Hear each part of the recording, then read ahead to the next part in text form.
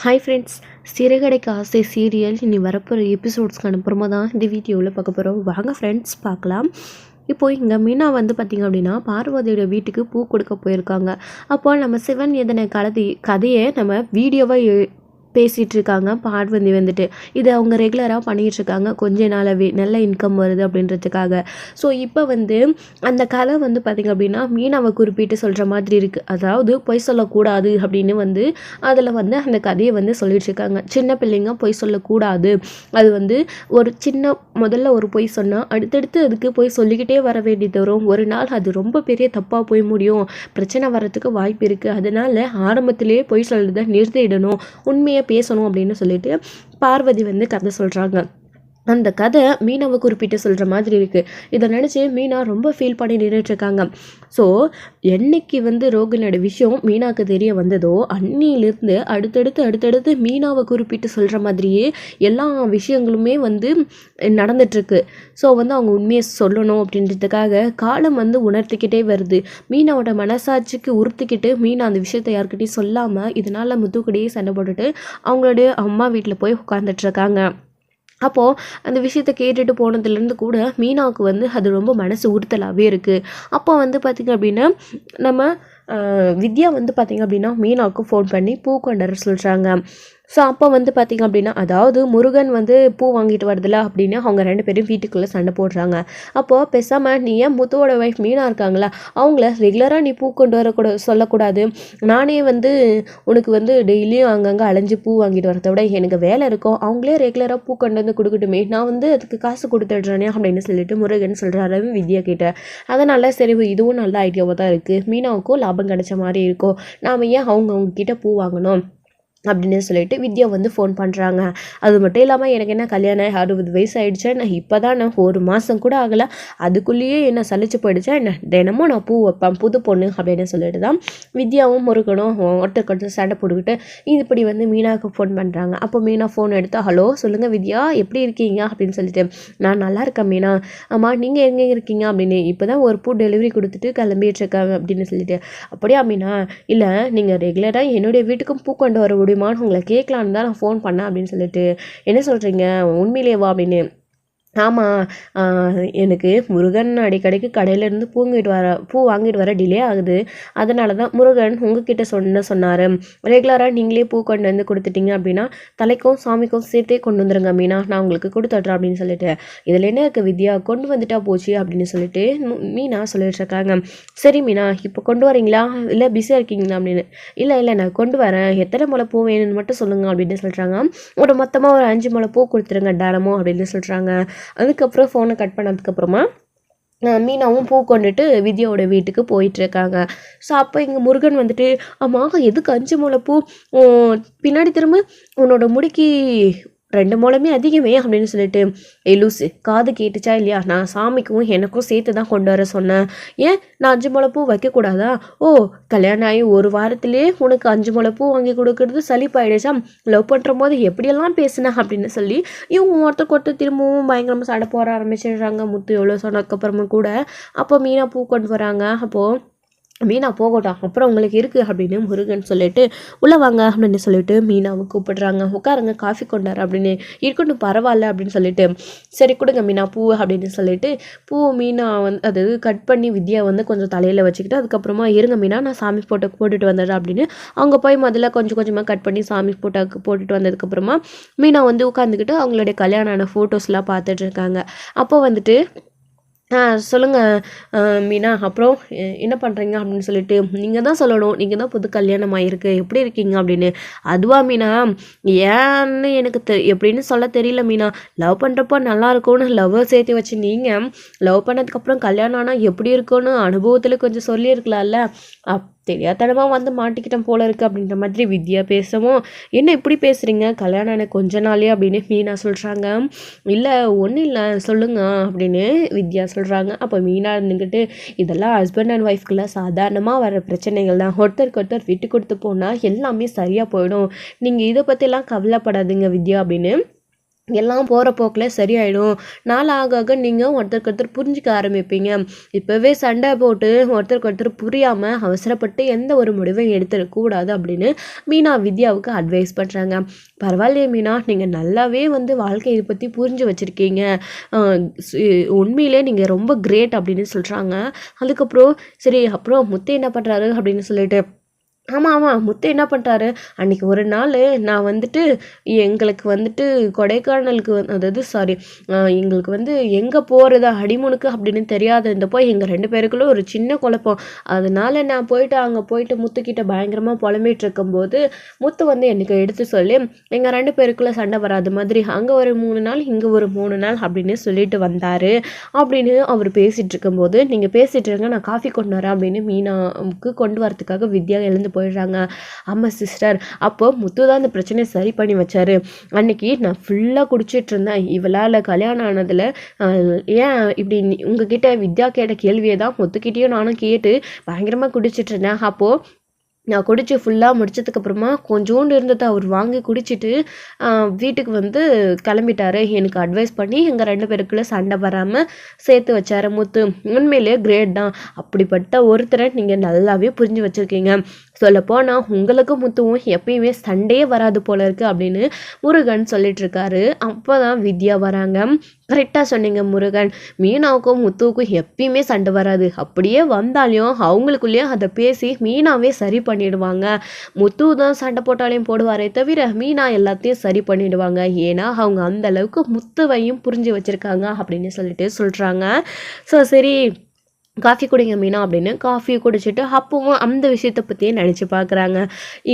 அதாவது அவரை பற்றி இவங்களே அந்த அளவுக்கு புரிஞ்சு வச்சுருக்காங்க. நாம் தான் அவரை கொஞ்சம் கூட புரிஞ்சிக்காமல் அவருடைய மனசை கஷ்டப்படுத்துகிறோம் அப்படின்னு சொல்லிட்டு மீனா நினைக்கிறாங்க. அதாவது முத்துவை நல்லாவே மீனா புரிஞ்சு வச்சுருக்காங்க. ஆனால் சூழ்நிலை முத்துக்கு எதிராக மீனாவை திருப்பி விட்டுடுச்சு. ஸோ அதை நினச்சி இப்படி அவரை வந்து நம்ம கஷ்டப்படுத்துகிறோமே அப்படின்னு சொல்லிட்டு இங்கே மீனா ரொம்ப வருத்தப்படுறாங்க. அதுக்கப்புறம் சொல்லிட்டு கிளம்புறாங்க. போய்கிட்டு இருக்கும்போதே ஃபீல் பண்ணுறாங்க. அவர் அப்போவே அத்தனை தடவை சொன்னார் கொஞ்சோடு தான் குடித்தேன் அப்படின்னு. நாம் தான் வந்து ரோகிணி பற்றின உண்மையை சொல்லிடக்கூடாதுன்றதுக்காக நமக்கு சண்டை போட வேறு காரணம் இல்லாமல் அவர்கிட்ட சண்டை போட்டுட்டோம். புரியுது அவருடைய சூழ்நிலை, அவரை பற்றி எல்லாருமே நல்லா புரிஞ்சு வச்சுருக்காங்க. நானுமே வந்துட்டு அவர்கிட்ட சண்டை போட்டிருக்கக்கூடாது, எனக்கும் அவருக்கும் எப்பயுமே சண்டையே வராது அப்படின்னு எல்லாருமே தெரிஞ்சு வச்சுருக்காங்க. ஆனால் நான் தான் வேணும்னே சண்டை போட்டுட்டு வந்துட்டேன். அம்மாவும் சத்யாவும் கூட நம்மக்கிட்ட எத்தனை தடவை கேட்டாங்க, நாம் தான் சொல்லவே இல்லை அப்படின்னு மீனா ரொம்ப வருத்தப்பட்டு வீட்டுக்கு போகிறாங்க. என்ன பண்ணுறது, அம்மா வீட்டுக்கு போனாலே நிம்மதியே இருக்க மாட்டேங்குது, அதை நினச்சி ரொம்ப ஃபீல் பண்ணிக்கிட்டே இருக்கோமே அப்படின்னு சொல்லிட்டு மீனா ரொம்ப குழம்பி போயிருக்காங்க. ஸோ இந்த சமயத்தில் தான் முத்து வந்து சவாரி போயிட்டு வந்துட்டுருக்காரு. அப்போ மீனா வந்து அந்த வழியாக பூ கொடுத்துட்டு தான் வீட்டுக்கு போயிட்டுருக்காங்க. ஸோ அப்போ வந்து முத்துவை பார்க்குறாங்க. ஸோ முத்துவும் மீனாவை பார்க்குறாங்க. ஒருத்தருக்கு ஒருத்தர் ஏக்கத்தோடு நின்றுட்டுருக்காங்க. நீ பேசவனா நான் பேசவனா அப்படின்னு சொல்லிட்டு நின்றுட்டுருக்காங்க. அதுக்கப்புறம் சவாரி முடிச்சுட்டு வர்றதுனால முத்து வந்து அமைதியாக வந்து அவங்கள ஏற்றிட்டு பிக்கப் பண்ணிட்டு கிளம்பி போயிடுறாங்க. ஸோ மீனா வந்து அவரை பார்த்து ஃபீல் பண்ணி நின்றுட்டுருக்காரு. இப்படி அவர் வந்து கஷ்டப்படுத்திட்டோமே, கண்டிப்பாக வந்து நான் ஏற்கனவே நினச்ச மாதிரி அவர் வந்து என்கிட்ட பேச மாட்டார். ஏன்னா தப்பு ஏன் மேலே, அவர் தப்பு பண்ணலைன்னா கண்டிப்பாக இறங்கி வரமாட்டாருன்றது நல்லாவே தெரியும். அதுவும் என்கிட்ட கண்டிப்பாக வாய்ப்பில்லை அப்படின்னு சொல்லிட்டு மீனா நினச்சிட்ருக்காங்க. நம்மளாக தான் போய் அவர்கிட்ட பேசணும், அது வரைக்கும் இது இப்படியே இருக்கட்டும், என்ன நடக்கணும்னு விதி இருக்கோ அது நடந்துட்டு போகட்டும் அப்படின்னு மீனா நினச்சிட்டு அமைதியாக வந்து வீட்டுக்கு கிளம்பி போயிடுறாங்க. வீட்டுக்கு போய் முத்துவை நினச்சி வருத்தப்பட்டு உட்காந்துட்ருக்காங்க. ஸோ அப்போது சத்யா வந்து வீட்டுக்கு போகிறாரு. அக்கா சாப்பிட்டியாக்கா அப்படின்னு. வாடா சத்யா, என்ன சீக்கிரம் வந்துட்டேன் அப்படின்னு. இந்த பக்கம் ஒரு கலெக்ஷனுக்கு வந்தக்கா, அப்படியே உன்னை பார்த்துட்டு போகலான்னு வந்தேன். இதாக்கா உனக்கு ஜூஸ் வாங்கிட்டு வந்திருக்கேன் அப்படின்னு. என்னடா எதுக்குடா இதெல்லாம் அப்படின்னு. இருக்கட்டும்க்கா அப்படின்னு சொல்லிட்டு அப்போ அவங்களுடைய அம்மாவும் வராங்க சாப்பாடு டைமுக்கு. அப்போ வந்து என்னடா சத்யா இந்த பக்கம் அப்படின்னு. ஒன்றும் இல்லைம்மா, இந்த பக்கம் வேலையாக வந்தேன், அப்படியே இங்கேயும் சாப்பிட்டு போயிடலான்னு வந்தோம்மா அப்படின்னு. அப்போ உட்காந்து சாப்பிட்டுட்டு இருக்காங்க. அப்போ வந்து வழக்கம் போல், அதாவது அவங்க ஓனருடைய பொண்ணு சொன்ன மாதிரி ஒரு தம்பி வந்துட்டு மீனா கிட்ட ஜாலியாக பேச ஆரம்பிக்கிறாங்க. அப்படின்றாங்க. மனசை விட்டு மீனாவும் ரொம்ப சந்தோஷமாக இருக்காங்க. அக்கா அப்புறம் ஒரு விஷயம் சொல்லணுக்கா, இன்றைக்கி மாமாவை நான் பார்த்தேன், மாமா என்கிட்ட பேச வந்தார். மாமா சொல்கிறத வச்சு பார்த்தா அவர் பாயிண்ட் ஆஃப் வியூவில் எந்த ஒரு தப்புமே இல்லையக்கா, நீ ஏன்க்கா மாமா கிட்ட காரணமே இல்லாமல் சண்டை போட்டுட்டு வந்த? மாமா இது மட்டும் காரணம் கிடையாது, நீ ஏதோ மனசுக்குள்ளே ஒரு விஷயத்த மறைச்சி வச்சுருக்க, அது என்னன்னு கண்டுபிடிக்க முடியல, அதனால தான் நீ இப்படி இருக்கன்னு மாமா சொன்னாருக்கா. என்னக்கா விஷயம், எதை நீ மனசுக்குள்ளே மறைச்சி வச்சுருக்க? ஏதாச்சும் சொல்லுக்கா, வாயை திறந்து. தேவையில்லாமல் எதுக்குக்கா மாமா கிட்ட சண்டை போட்டுட்டு வந்தேன் அப்படின்னு சத்யா சொல்கிறாங்க. அவங்களோட அம்மாவுமே என்னடா சொல்கிற சத்யா அப்படின்னு.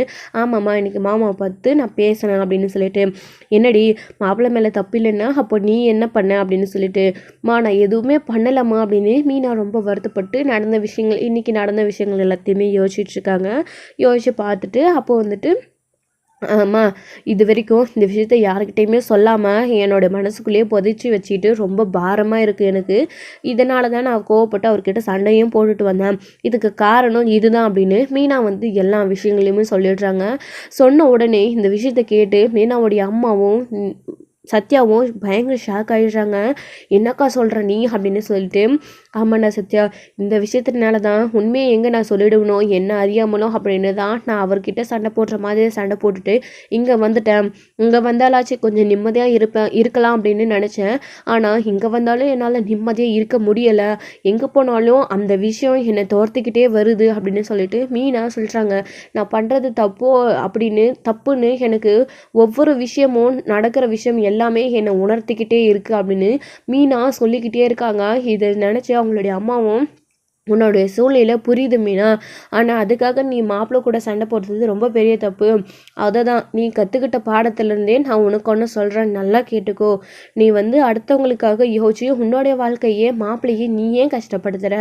அவங்க நீ கஷ்டப்படக்கூடாது, நீ மாப்பிள்ளை கூட சண்டை போட்டுட்டு வந்துட்ட அப்படின்னு உன்னை நினச்சி அவங்க ஃபீல் பண்ணாங்களா? இல்லை உனக்கு அந்த ரோகிணி ஒரு நாளாச்சும் உன்னையும் முத்துவையும் அதாவது மாப்பிள்ளையும் இலக்காரமாக பேசாமல் நல்ல விதமாக பேசியிருக்காங்களா? எப்பெல்லாம் வாய்ப்பு கிடைக்குதோ அப்பெல்லாம் உன்னை அசிங்கப்படுத்திக்கிட்டே தானே இருந்தா அந்த ரோகிணி. அவளுக்காக நீ ஏன் மனசு இறங்கி போகணும்? யார் என்ன உனக்கு செய்கிறாங்களோ அதே தான் மீனா நீ அடுத்தவங்களுக்கு செய்யணும். எல்லாருக்குமே நல்லது நினைக்கணும் அப்படின்னா அது எப்பயுமே முடியாது. ஒரு நாள் நீ நல்லது பண்ணுற விஷயமே உனக்கு ஆபத்தில் போய் முடியும். மாப்பிள்ளையும் உன்னையும் இது பெருசாக விரிசலை ஏற்படுத்தக்கூட வாய்ப்பு இருக்குது மீனா. தயவு செஞ்சு இந்த வீட்டில் விஷயத்த சொல்லிடு. அப்படி உன்னால் சொல்ல முடியலைன்னா சொல்லு, மாப்பிள்ளைக்கிட்ட நான் பேசிக்கிறேன், மாப்பிள்ளைக்கிட்ட பேசினா அவரே எல்லாத்தையும் சரி பண்ணிடுவார் அப்படின்னு. இல்லைம்மா வேண்டாம்மா, அவர்கிட்ட விஷயத்த சொன்னால் அவர் வீட்டில் எப்படி நடந்துப்பாருன்றத நினச்சாலே பயங்கரமாக எனக்கு வந்து ரொம்ப டென்ஷன் ஆகுதுமா. அதை நினச்சி பார்க்கவே ரொம்ப பயமாகவே இருக்குது. வீட்டில் விஷயம் தெரிஞ்சதுக்கப்புறமா மாமாவுக்கு என்ன ஆகுன்னே தெரியாது. அப்புறம் அவருக்கு ஹார்ட் அட்டாக் மாதிரி ஏதாச்சும் வந்தாலும் வாய்ப்பு இல்லைம்மா. எனக்கு நினச்சி பார்க்கவே பயமாக இருக்குது. நான் அதெல்லாம் யோசிச்சு பார்த்து தான் வீட்டில் விஷயத்த சொல்லாமல் நான் அவர்கிட்ட சண்டை போட்டுட்டு வந்துட்டேன். நீ வந்துட்டு இந்த விஷயத்த யார்கிட்டையும் சொல்ல வேணாம் அப்படின்னு சொல்லிட்டு மீனா வந்து சொல்லிட்டு இருக்காங்க. புரியுது அம்மா, அக்காவுடைய சூழ்நிலை என்னன்னு நமக்கு இப்போ புரியுதுன்னம்மா. இதனால தான் அக்கா மாமா கிட்ட சண்டை போட்டுட்ருக்கா. இந்த விஷயத்த வச்சுக்கிட்டு தான் அக்கா இவ்வளோ நாளாக மனசுக்குள்ளே குழப்பத்தோடயே இருந்திருக்கா. கண்டிப்பாக நேரம் வரும்போது அக்காவே வீட்டில் விஷயத்த சொல்லுவாமா. நாம் இதில் பிரச்சனையில் இன்வாக வேணாம். ஏன்னா இது ரொம்ப பெரிய பிரச்சனை. இதில் போய் நாம் மாட்டிக்கிட்டோம் அப்படின்னா தேவையில்லாத பிரச்சனையெல்லாம் வருமா. ஏற்கனவே அத்தை வந்துட்டு நம்மளுக்கு கொஞ்சம் கூட மதிக்கவே மாட்டாங்க. இந்த விஷயத்த நாம் சொன்னோம் அப்படின்னா அது நம்மளுக்கு எதிராகவும் திருப்பி விட வாய்ப்பு இருக்குமா. வேண்டாம் அப்படின்னு சொல்லிட்டு சத்யா சொல்கிறாங்க. சரி மீனா, அவன் சொல்கிறதும் நியாயம்தான். நீ ஏன் எப்படியாச்சும் இந்த பிரச்சனையை சரி பண்ண பாரு மீனா. இப்படியே விட்டுட்டு போனால் இது ரொம்ப பெருசாகிட்டே போயிட்டுருக்கோம். அவளுக்காக யோசிச்சு நீயும் மாப்பிள்ளையும் இப்போ கஷ்டப்பட்டு பிரிஞ்சிருக்கீங்க. உன்னை வீட்டு மாப்பிள்ளை கண்டிப்பாக இருக்கவே மாட்டார். அந்த மனுஷனும் உன்னை நினச்சி அங்கே கவலைப்பட்டுக்கிட்டு தான் இருப்பார். ஆனால் நீ வீட்டை விட்டு வெளியில் போயிட்டா அப்படின்னா அங்கே ரொம்ப சந்தோஷமாக இருப்பா. வீட்டில் சொல்ல ஆள் இல்லை, பயப்படாமல் தெம்பாக இருப்பா. நீ தான் கஷ்டப்பட்டுட்ருக்க மீனா. அந்த விஷயம் தெரிஞ்சதுனால எனக்கு சொல்ல போனால் இந்த விஷயம் உனக்கு தெரியாமலே இருந்திருக்கணும் அப்படின்னு நான் நினைக்கிறேன் மீனா அப்படின்னு. ஆமாம்மா, நானுமே அதை தான் யோசிச்சு பார்க்குறேன். போய் என் கண்ணில் தான் இந்த விஷயம் படணுமா. யாருன்ற உண்மை எனக்கு தெரியாமையே இருந்தேன். நான் நிம்மதியாக வேணா இருந்திருப்பேன். இப்போ அது விஷயம் எனக்கு தெரிஞ்சிச்சோ அன்னைக்குலேருந்து நான் தினம் செத்துட்ருக்கேன் அப்படின்னு மீனா ஃபீல் பண்ணிகிட்ருக்காங்க. எல்லாம் சரியாக போயிடும் அப்படின்னு சொல்லிட்டு அவங்களுடைய அம்மா வந்து சொல்லி மீனாவை சமாதானப்படுத்திகிட்டு இருக்காங்க. ஸோ அதெல்லாம் ஒரு பக்கம் இருக்க அங்கே முத்து வந்து பார்த்திங்க அப்படின்னா மீனாவை நினச்சி ஃபீல் பண்ணிகிட்ருக்காங்க. ஸோ என்ன பண்ணுறது, பேசாமல் நம்ம போய் மீனாவை கூட்டிகிட்டு வந்துடலாமா, நம்ம தப்பே பண்ணலைன்னா கூட இருக்கட்டும், அவளுக்கு பேசி புரிய வைக்கலாம். மீனா இல்லாத வீடு வீடு மாதிரியே இல்லை, மீனா இல்லை அப்படின்ன உடனே இங்கே ஆளாளுக்கு ரொம்ப சந்தோஷமாக இருக்காங்க. இந்த பார்லரம்மா மீனாவுடைய பதவியை எடுத்துக்கலான்னு பார்க்குது, அம்மா கிட்ட நல்ல பேர் வாங்குறாங்க. அப்படியே மீனா செஞ்சாலும் அந்த விஷயம் என்றைக்கு அம்மா நல்லதுன்னு சொல்லியிருக்கிறாங்க, அது பிரச்சனை கிடையாது. மீனா இல்லாத அந்த வீட்டில் எனக்கு மரியாதை இல்லை அப்படின்னு முத்து நினச்சிக்கிட்டு இங்கே வந்து என்ன பண்ணுறதுன்னு தெரியாமல் அமைதியாக வந்து இருக்கிறாரு. அப்போ முத்து வந்து ஃபோன் பண்ணி பேசலாம் அப்படின்னு மீனாவுக்கு ஃபோன் பண்ணுறாங்க. அப்போ மீனா வந்து ஃபோன் அட்டன் பண்ணுறாங்க. நேரில் தான் பேச முடியல, ஃபோன்லேயாச்சும் பேசலாம் அப்படின்னு. அப்போது மீனா அப்படின்னு முத்து கூப்பிடுறாரு. மீனா அமைதியாகவே இருக்காங்க. அப்படியே அழுக ஆரம்பிச்சிடுறாங்க. மீனா என்னாச்சு மீனா, ஏன் அழுகுற அப்படின்னு சொல்லிட்டு, இப்போ நீங்கள் எதுக்கு ஃபோன் பண்ணீங்க அப்படின்னு. ஏன் மீனா, நான் உனக்கு ஃபோன் பண்ணக்கூடாதா, உங்ககிட்ட பேசக்கூடாதா, ஆமாம் நீ எதுக்கு மீனா அங்கே போய் இருக்கிற, நீ இல்லாமல் இந்த வீட்டில் எனக்கு மரியாதையே கிடைக்கல, அப்பா என்னை வீட்டை விட்டு அனுப்பிடுவேன்னு சொல்கிறாரு மீனா அப்படின்னு முத்து வந்து சொல்ல மீனாவுக்கு அழுகையாக வருது. அப்புறம் நீங்கள் பண்ண தப்பு அந்த மாதிரி அப்படின்னு. மீனா இந்த மாதிரி தப்பை நான் இனி பண்ண மாட்டேன், வீட்டுக்கு வா மீனா அப்படின்னு. நீங்கள் இதே தான் நிறைய தடவை சொல்லிட்டீங்க, ஆனால் வந்து நடந்துக்கிட்ட மாதிரி இல்லை, நான் வரமாட்டேன் அப்படின்னு. மீனா இனிமே நான் வந்து உன் மேலே சத்தியம் பண்ணி சொல்கிறேன் மீனா, இனிமேல் நான் பொய்யே சொல்ல மாட்டேன், உன்னை வந்துட்டு உங்ககிட்ட நான் வந்து குடிக்க மாட்டேன்னு சொல்லிட்டு திரும்பவும் குடிக்க வர மாட்டேன், இதோட லாஸ்ட்டு மீனா.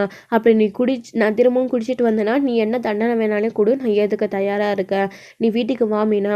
நீ இல்லாததுனால இந்த பார்லரம்மா எங்கள் வீட்டில் என்னென்னமோ பண்ணிகிட்ருக்கு, நீ செய்ய வேண்டிய வேலையெல்லாம் இந்த பார்லரம்மா பண்ணிகிட்ருக்கு, நீ திரும்பவும் இந்த வீட்டுக்கு வரவே மாட்டேன்னு பார்லரம்மா நிம்மதியாக இருக்கு மீனா அப்படின்னு முத்து பேசிகிட்ருக்காரு. மீனாவுக்கு என்ன சொல்கிறதுனே தெரியல. நீங்கள் சொல்கிறதெல்லாம் கேட்க நான் தயாராக இல்லை, ஃபோனை வைங்க அப்படின்னு மீனா கட் பண்ணிடுறாங்க ரொம்ப வருத்தப்பட்டுக்கிட்டே. முத்து இப்படி சொன்னால் கண்டிப்பாக செய்ய மாட்டாருன்னு மீனாவுக்கும் தெரியும்.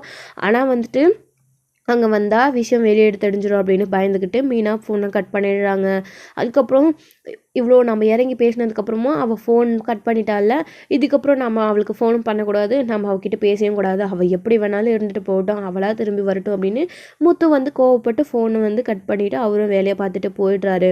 அப்போது நம்ம வந்துட்டோம் அப்படின்னு அந்த ரோகிணி அங்கே நிம்மதியாக சந்தோஷமாக இருக்கா, அவளால் நம்மளுடைய நிம்மதி போயிடுச்சு அப்படின்னு இங்கே மீனா வந்து ரொம்ப வருத்தப்பட்டுக்கிட்டு உட்காந்துட்டு இருக்கா அழுதுகிட்டு. ஸோ இதோட எபிசோட் வந்து முடிச்சிருக்காங்க. அடுத்தடுத்த எபிசோடில் என்ன நடக்க போகுது அப்படின்றத வெயிட் பண்ணி நெக்ஸ்ட் வீடியோவில் பார்க்கலாம். Friends, thank you. இந்த வீடியோ உங்களுக்கு பிடிச்சிருந்தா லைக் பண்ணுங்கள், ஷேர் பண்ணுங்கள், கமெண்ட் பண்ணுங்கள்.